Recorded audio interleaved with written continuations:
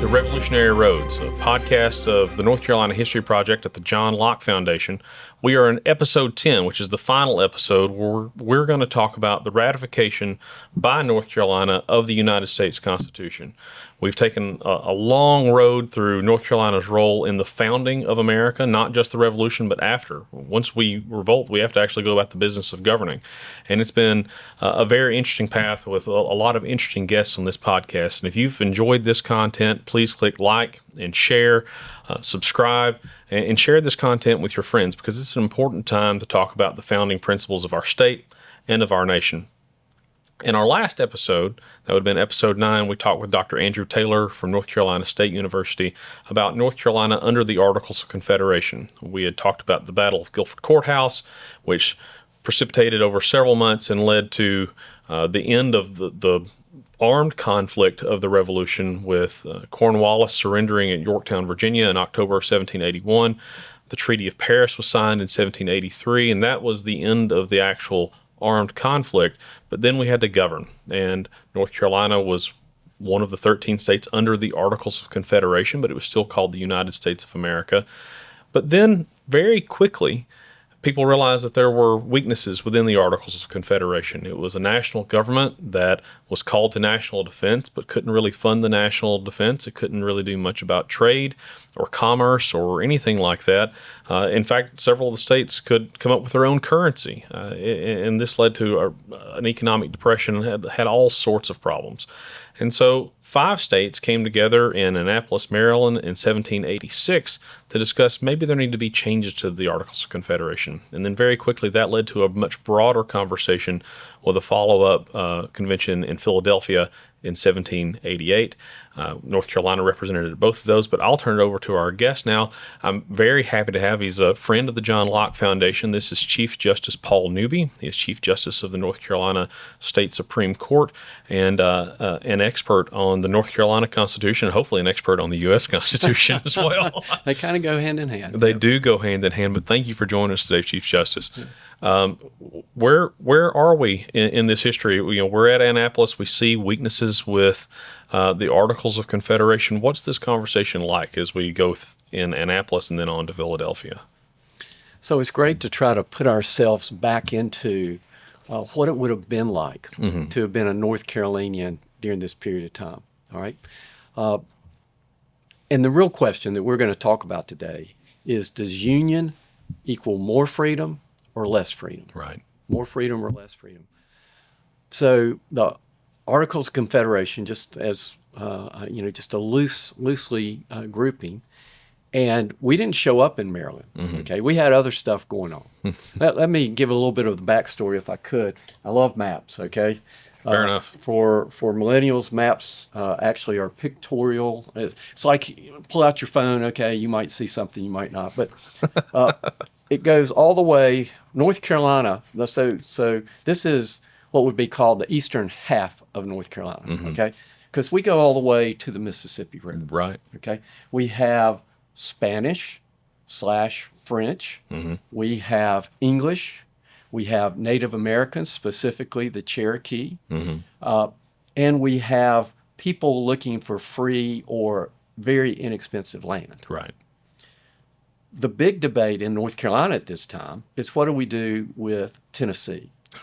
Or what's now Tennessee. At the time, it was actually, we had the state of Franklin that lasted for just a little while. Right. And are we going to give this to the federal government? If we do we get any credit toward all of our war debt? Right. Why don't we just keep it and sell it so we can earn, or we can raise money to pay off our war debt? And how do we even govern this area from here to the Mississippi? Yeah. Well, we allowed them to elect some delegates to our General Assembly, so they were somewhat represented.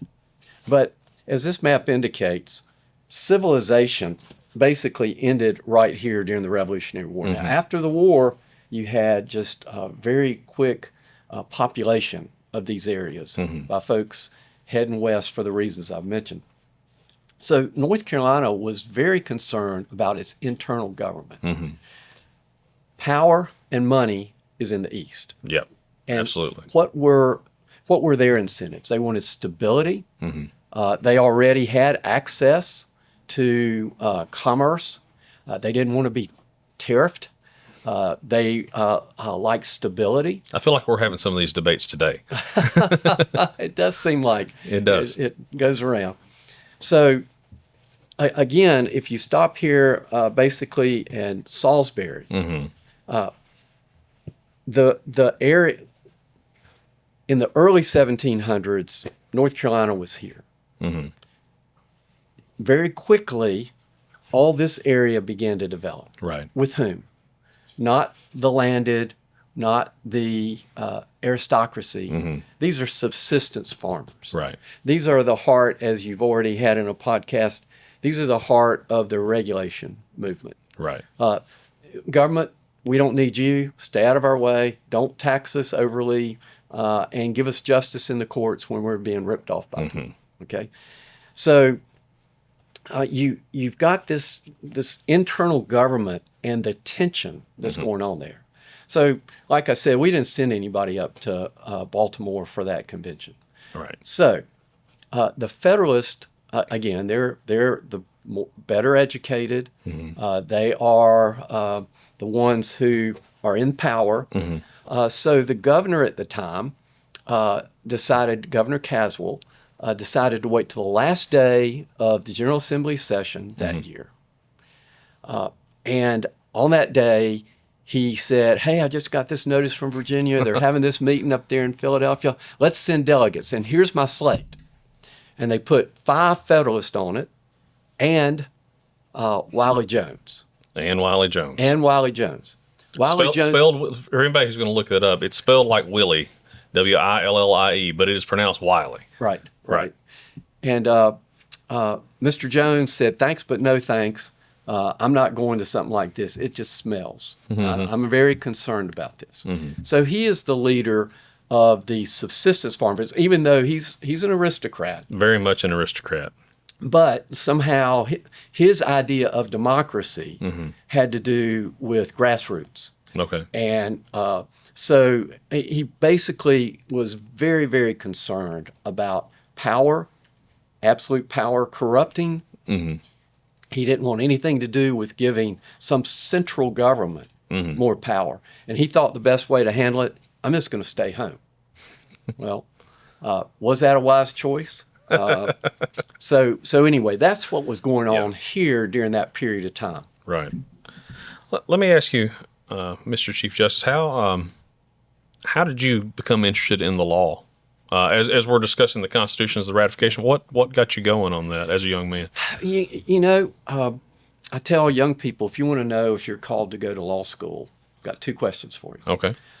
One is, when there's a dispute about the rules in your Monopoly game, who looks it up and reads it? Okay, that's a sure sign you may be headed to law school. Okay. And the other one is, when you see one of your classmates or somebody younger than you being picked on, what do you do? Do you walk away? Do you ignore it? Do you say, this isn't right, I'm going to step out there and do something about it? Sure. That's another sign you're going to want to go to law school. All right. So I had those experiences when I was young. Mom wanted me to go to both med and law school, and I was like, Mom, I can't do them both. So anyway, that took me there. Well, that's interesting. That's a good personal perspective. You mentioned Wiley Jones, and the other 4 that were sent from North Carolina to Philadelphia were William Blount, Hugh Williamson, and Richard Dobbs Speight. I think we get a lot in history about the need for the Constitution, and we talk a lot about the Federalist Papers, and we'll probably talk about those here in a little bit. But if you're a Wiley Jones and a member of this larger movement of anti-federalists, and they are concerned about the power of a centralized government after they have just overthrown a powerful centralized government, what are these objections that they have to making a stronger government post Articles of Confederation? What are their arguments? The government that governs least governs best. We have fought, we have died for our freedom. Why in the world would we want to enslave ourselves again to a powerful central government when we have fought so hard to have this freedom. And again, while we may want government to help us with some infrastructure because we're subsistence farmers, if we have a surplus, we want to be able to get it to market. But generally speaking, just leave us alone. Yeah. Let us do what we can do. Yeah, we want the government over there and not over here. That's right. That's right. And again, look how far away government is. The seats of government are where these yellow stickers are, and maybe Hillsborough. Maybe, yeah. And the people we're talking about are here west. Right. So it's like the further away we are from government, the better.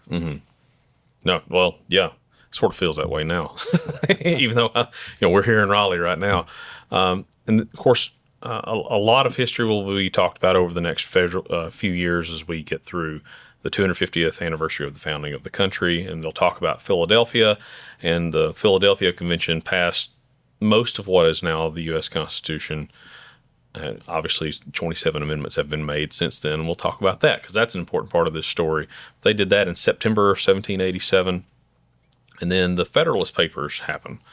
And that's a series of 85 essays written by some really remarkable men, mostly in New York newspapers, between October of 1787 to May of 1788. Can you talk to us a little bit about the Federalist Papers and the fact that they wrote 85 of these in such a short period of time?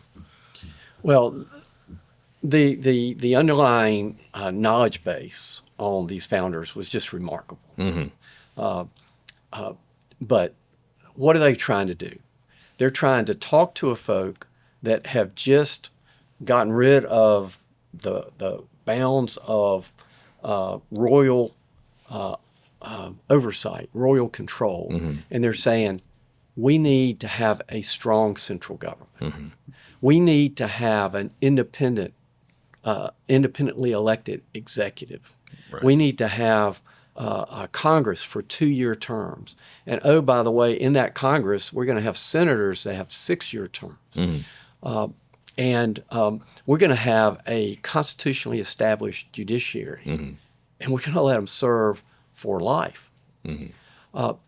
As they encountered the grassroots folks across our nation, how do you tell folks that this will not enslave you or bring you subject to some type of tyranny again? Right.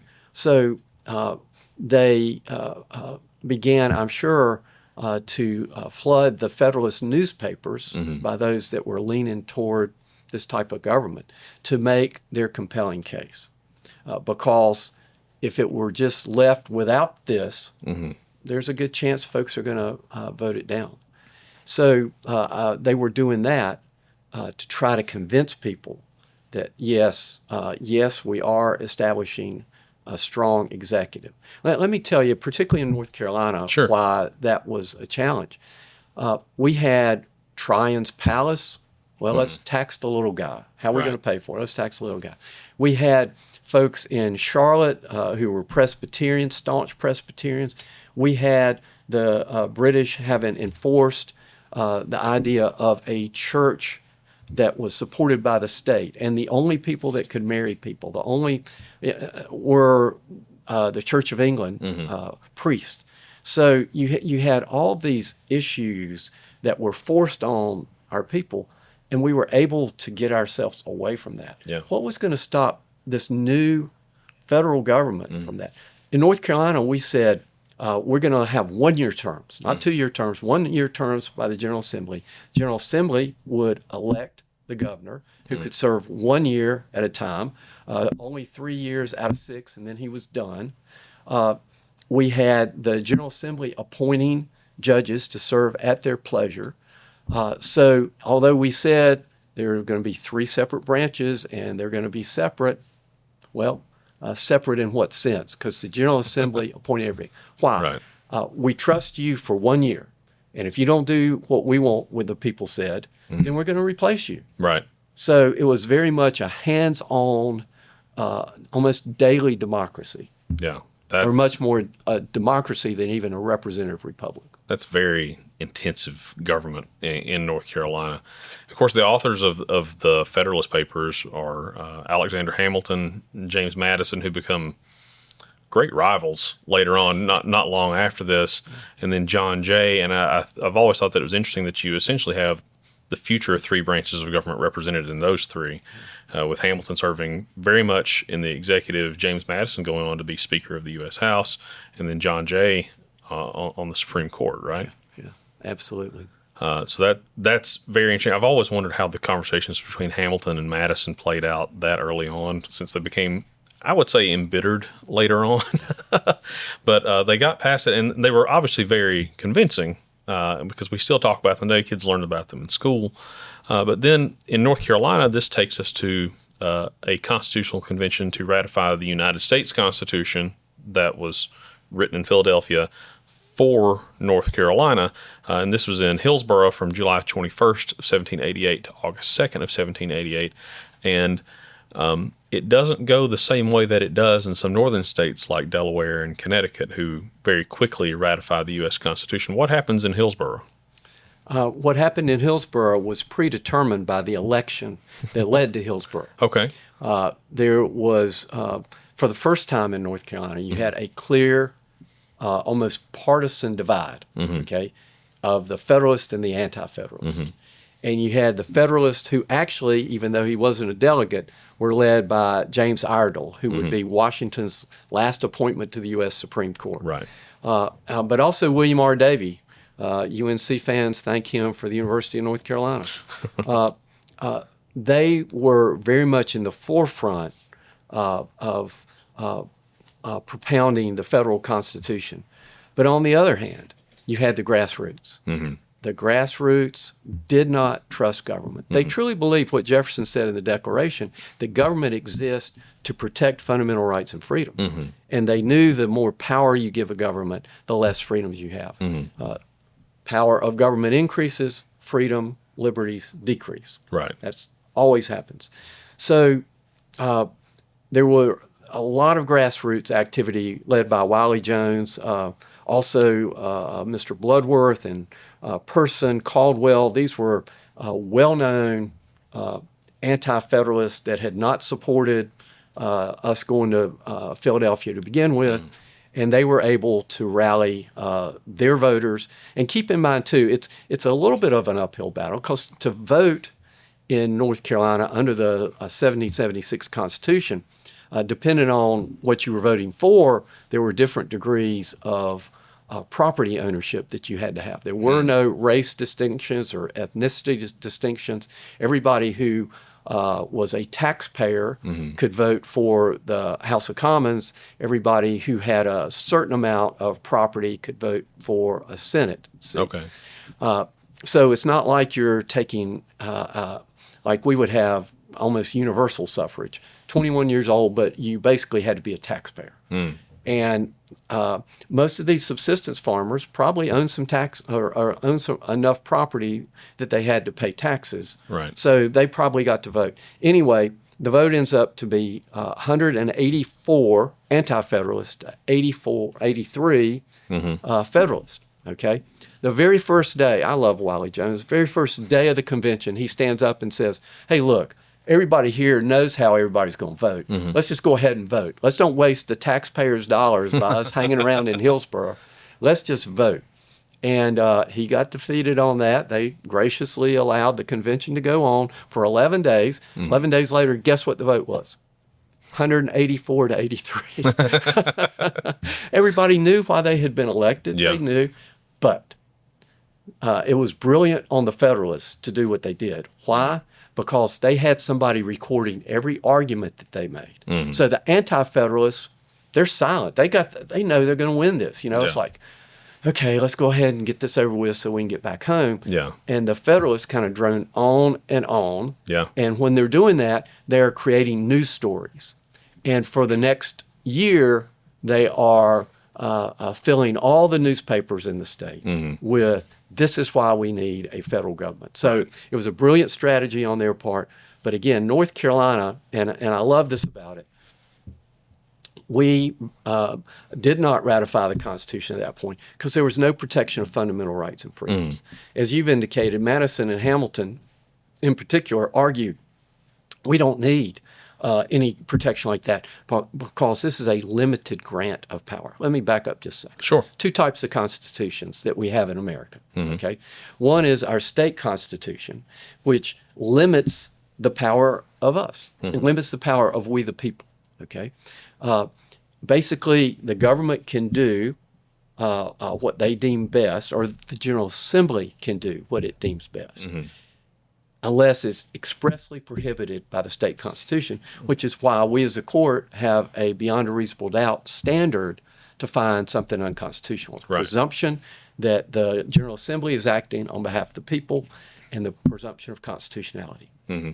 So when we look at the second constitution is the federal constitution, which is, in theory, a limited grant of power. I was an assistant U.S. attorney for a while, and every time I went into federal court, the question is, why doesn't this case need to be in state court where there is general jurisdiction, as opposed to a federal court where there's limited jurisdiction? Interesting. And so the federal constitution is, in theory, a limited grant of power. And Hamilton said, we don't need a Bill of Rights because the federal government will never be strong enough to intrude on your fundamental rights and freedoms. Can we elaborate on that just a little bit more? Yeah. Is there interplay? You talked about the differences between state constitutions and the federal constitutions, or in the federal constitution, period, single, and the federal constitution being a limited grant of power. But is there interplay with that, or is the reason because we are the United States, and the United States of America as a nation exists because the states decided to come together and congregate into a single nation, and so the power from the federal government is derived from that? Or am I birdwalking way off the path there? The power of the federal government, in theory, is derived from we the people. Okay. So here's, if you think a bundle of rights, okay? In North Carolina, we took some of our rights, some of our freedoms, and we said, okay, we will submit to this government. And so we give it to the state. And we said, you do whatever. And we were a nation. We were a sovereign nation. We would negotiate treaties. We would raise armies. We would do all the things sovereign nations do. I see. Then this is why they specifically, the Federalists at the Constitutional Convention chose not to say we the states. It's we the people. So the people, in theory, took back some of our state government's power to themselves, and they said, okay, now we're going to give this to the federal government. And it breaks down a little bit because with the Articles of Confederation, there was a little bit that we had already given the federal government at the time. Right. But by 1788, we're a sovereign nation on an island, literally. When we start looking at, do we, the people of North Carolina, want to empower this new government? We said, we hear what you say, that you are limited by the text of the Constitution, but we don't believe you. Power corrupts. Absolute power corrupts absolutely. We want a Bill of Rights. A little irony about the Bill of Rights. We were very concerned that the federal courts would overturn what state courts did, particularly the federal U.S. Supreme Court. What is the biggest intrusion on states' sovereignty by federal courts? Is it not if it involves the federal Bill of Rights? Right. Of course, North Carolina's Constitution has always started with what is essentially a Bill of Rights since 1776, right? Declaration of Rights, and we still have that. And and the beauty of it is we actually enacted the Declaration of Rights on December the 17th of 1776, even though we had the structure of government. We did that first, went home, came back the next day, and enacted the state constitution, saying our rights, our freedoms are here, folks, and the government here to protect these fundamental rights and freedoms. Our rights do not come from the government. They don't come from a constitution. They come from God. So in Hillsborough, I've got a copy of a speech that Wiley Jones gave on July 31st, 1788. And he says, as great names have been mentioned, I beg leave to mention the authority of Mr. Jefferson, Thomas Jefferson, whose great abilities and respectability are well known.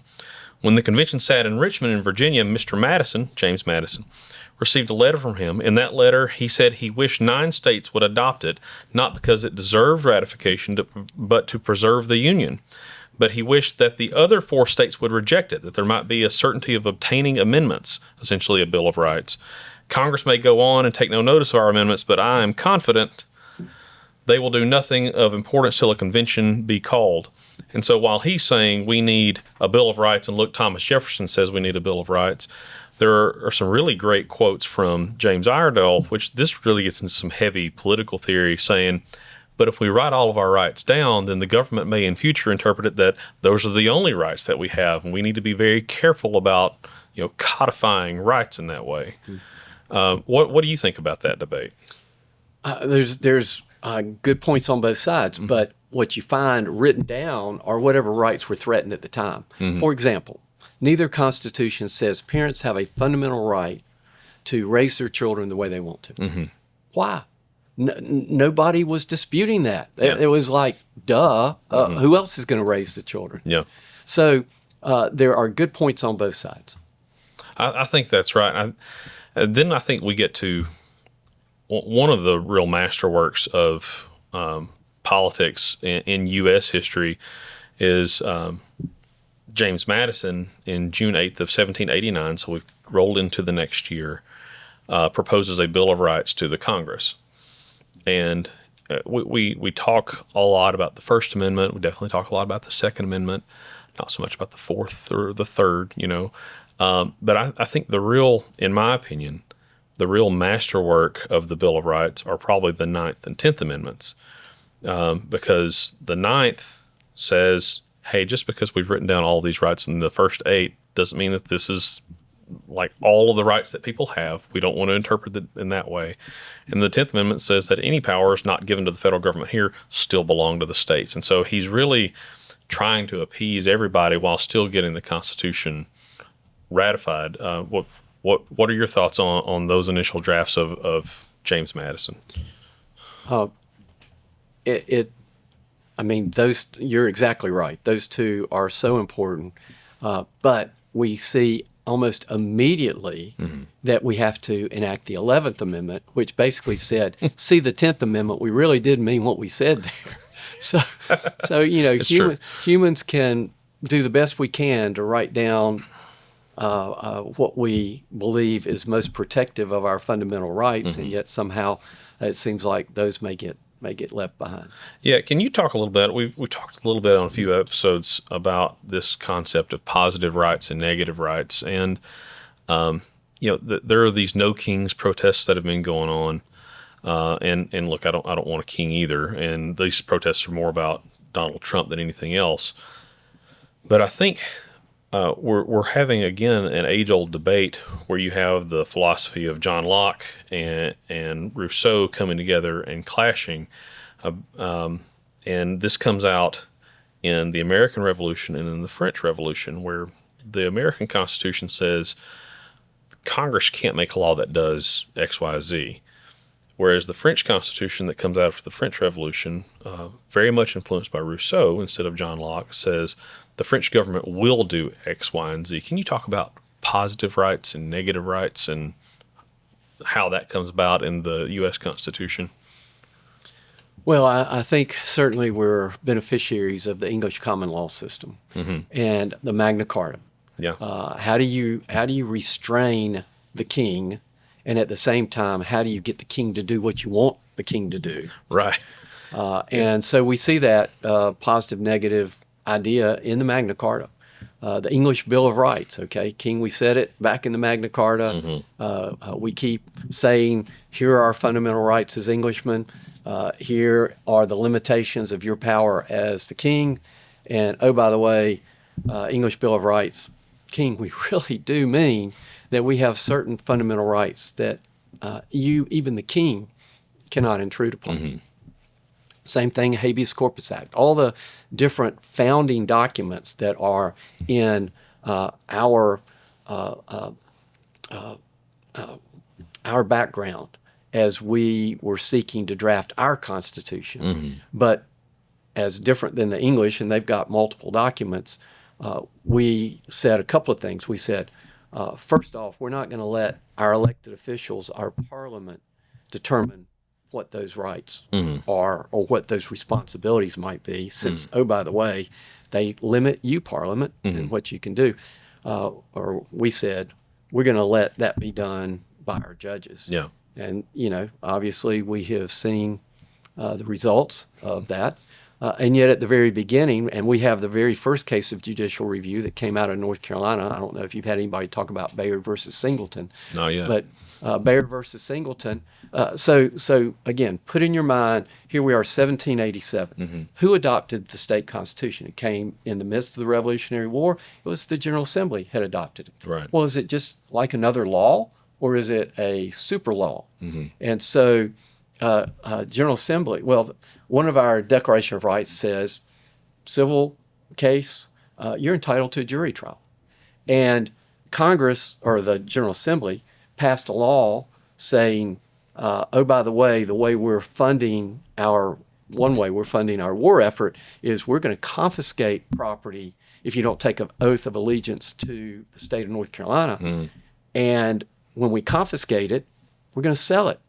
So there were people after the war who came back and said, we want our property back.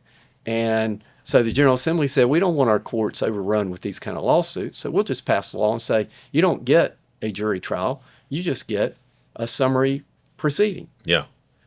What about the jury trial? It was promised in the Constitution. And so the 3 judges appointed by the General Assembly, power to appoint is not the power to control, that's a principle, who had taken an oath. Everybody takes an oath before God when they assume office.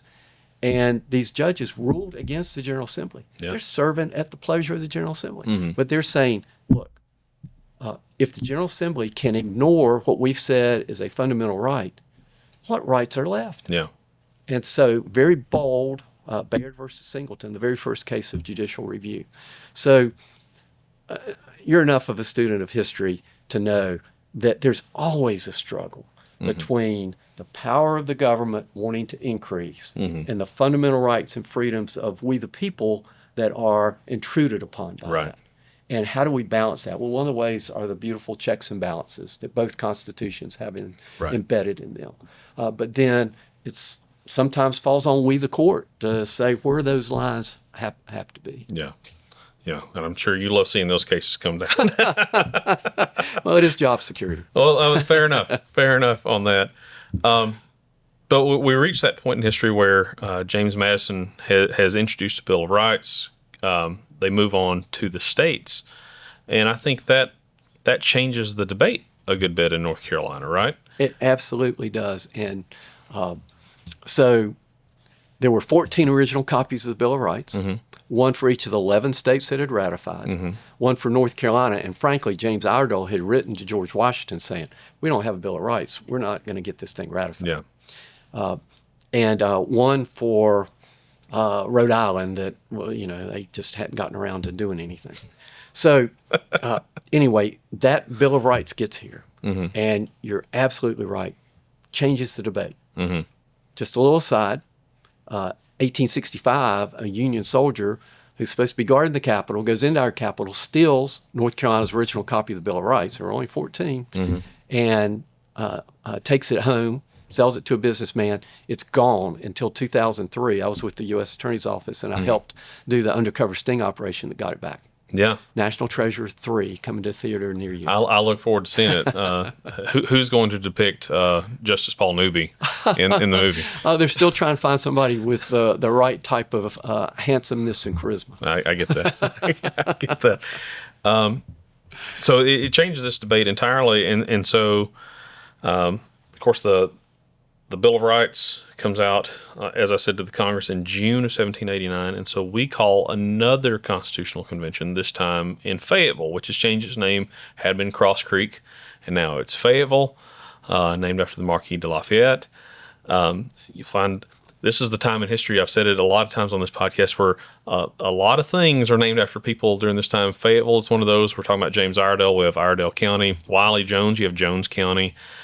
You talked about several names of the anti-federalists. We were talking beforehand, a lot of the street names in Raleigh, Bloodworth, as an example. Guess who was the primary designer of Raleigh? I don't know. Wiley Jones. Was he really? That was kind of his swan song. Okay. After the Hillsborough Convention, he kind of disappeared, and particularly, once again, it was all about the grassroots of who the delegates are going to be. Mm-hmm.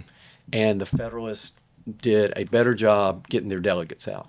So the Federalists elected 185 to the anti-federalists 77. Yeah. Guess where that vote's going to end up?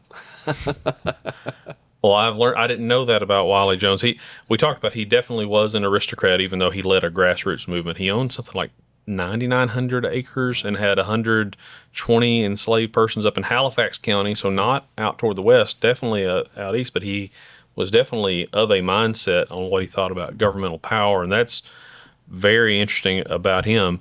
Well, and he semi-adopted a fellow by the name of John Paul, who had gotten sideways with the British Navy and all this. And ultimately, John Paul, being so grateful to him, changed his name to John Paul Jones. John Paul Jones, which he was also under the wing of a fellow named Joseph Hughes, who was a delegate to the Continental Congress and was instrumental in creating the United States Navy. That is an unsung history of what Joseph Hughes did, but he died with no heirs. And a lot of his documents are gone, so you have to really dig into contemporary records to figure out what Joseph Hughes did. I'm going to sew this up for us, though. Joseph Hughes never married because he had been engaged to a lady named Isabella Johnston, who was the younger sister of Samuel Johnston. Wow. Samuel Johnston is the president of both the Hillsborough Convention and the Fayetteville Convention, and goes on to be the first senator from North Carolina to the United States Congress. He has another sister named Helena, who married a fellow named James Iredell. So the Johnstons are well connected. Well connected. Yeah. But to bring this full circle back to our first episode, Samuel Johnston was in the Colonial Assembly, and was responsible for the Johnston Acts. And the Johnston Act said that anybody who was part of the regulator movement and did not surrender to the royal government on site could be shot on site. And so he has really come full circle on where he is, and now he's presiding over conventions to ratify a constitution for a new government altogether. So Samuel Johnston, another interesting person, another personality from Little Edenton, North Carolina. Hugh Williamson attended the Philadelphia Convention, also from Edenton. Joseph Hughes, not from Edenton originally, but that's where he lived, and that's where his company was before he went to Philadelphia, and he's now buried in Philadelphia. So that all worked together, but we find ourselves in Fayetteville in November of 1789, and what happens with our history then? We become the 12th state. Yeah. We overwhelmingly ratified the Bill of Rights. We believed would be adopted. We believed that there would be this protection. So we didn't really fully buy into, well, the federal government is a government of limited grants of power, so we don't need to be concerned. But we had that protection, and there was a whole bunch of stuff happened during the year between 1788 and 1789. We started realizing that, okay, if these other states treat us as a foreign country, we're going to get into tariffs. We're going to get into trade wars. We're going to have economic impact that none of us want to have. Yeah. So, and like I said, all of the reasons to ratify the Constitution that had been stated at the Hillsborough Convention were now in newspapers all across the state. Yep. So a lot of persuasion going on, not by some Hamilton, Madison guys, but these were people that were well known throughout the state. Yeah, yeah, and that's helpful. It's politics can come back to PR in a lot of ways. It helps. I think the final vote it was 194 to 74 or something like that. Then they persuaded a couple of the anti-federalists to flip to the other side. Yeah, they did. And I think there's a really good quote from William R. Davie, from the Fayetteville Convention. And he said, the general objects of the Union are first, to protect us against foreign invasion. Fair enough. Second, to defend us against international or internal commotions and insurrections. Third, to promote the commerce, agriculture, and manufactures of America. These objects are requisite to make us a safe and happy people, and they cannot be obtained without a firm and efficient system of union. I think that ties a nice little bow on it. Yeah. It's a, I don't know if that was the final argument, but it's a pretty decent argument for what happened. And of course, we become the 12th state. I don't think a lot of people understand that North Carolina was, in fact, a hotbed of anti-federalism. We weren't the only state with anti-federalists, but we definitely were a leading state of anti-federalists. But do you think that shaped the state's politics over the years going forward? I think you can find those threads in today's politics. Absolutely, it did. But I do believe that North Carolina, through the Mecklenburg Declaration of Independence, the Halifax Resolves, we are a freedom-loving people, and we are naturally distrusting of big government. Yeah. And so I think that those things were evident then, they're evident today. But we're also pragmatists. And hey, everybody else has joined. They seem to be prospering. Maybe it's not so bad for us to join as well. Yeah. I think between the Hillsborough Convention and the Fayetteville Convention, the Hillsborough Convention is clearly the more dramatic of the two. And I'm going to put you on the spot, Justice Newby. If you're a delegate at the Hillsborough Convention, where do you come down? Do you think North Carolina is right to hold out on this Constitution? Well, I think you lose your negotiating position if you don't. Okay. And I do think that there's a lot to be said for the protection of fundamental rights and freedoms. So I hope that I would be as much of a person of principle as our forefathers were, to say, even if there are some negative repercussions, we are not going to join just because everybody else so far has. We are going to hold out for protection from a centralized government that appears to have power. Do you think that North Carolina holding out, and I'm talking just about North Carolina, do you think that was really a big push? Do you think that pressured the broader Federalist movement nationally to do the Bill of Rights, or was the Bill of Rights going to happen without North Carolina? I don't think that the Bill of Rights would have happened when it did. Okay. Would it have eventually happened? I don't know. Yeah. I mean, Madison and Hamilton were very dogmatic in that the federal government will never have enough power to. Maybe after some of the early decisions of the U.S. Supreme Court, maybe that would have impacted, well, we need to be pretty clear about where the lines between state and federal government happen to be. So I think it ultimately would have happened, but not at the time it did. So it definitely expedited. Absolutely. Yeah. Absolutely. Well, I think that's a great heritage to be proud of if you're in North Carolina. Absolutely. Yeah, as a school kid, it just really bothered me that we were 12th. I mean, we're not even in the top 5. We're not in the top 10, and I never had anybody really explain it to me. But once I dug in and I realized, hey, it's not that we're slow in North Carolina, we're principled. Yeah. And this was a principled stand that we made. Well, 236 years on from, of course, we're talking about the 250th anniversary of the founding of the nation, but we're 236 years on from the Fayetteville Convention, the ratification of the U.S. Constitution. What do you think the heritage is of that it took that long, and North Carolina's role in the ratification? I think North Carolina's role in the ratification, and frankly, in the history of our country, history is always complicated. There are always various aspects, and it depends on, are you at the granular level or are you at the 30,000 foot level? I do think that this early contribution of North Carolina, which is to say, we are not just going to join the rest because they're there. We are going to independently assess and do what we think is best to protect our fundamental rights and freedoms. I think that's a beautiful thing.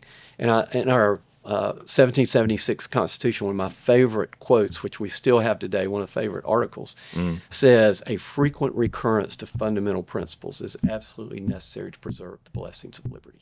That's what these podcasts that you're doing, that's exactly what they're doing. That's what I hope the 250th anniversary will be, a renewed sense of reflecting on just how miraculous it is that we have maintained freedom and liberty as a nation for as long as we have.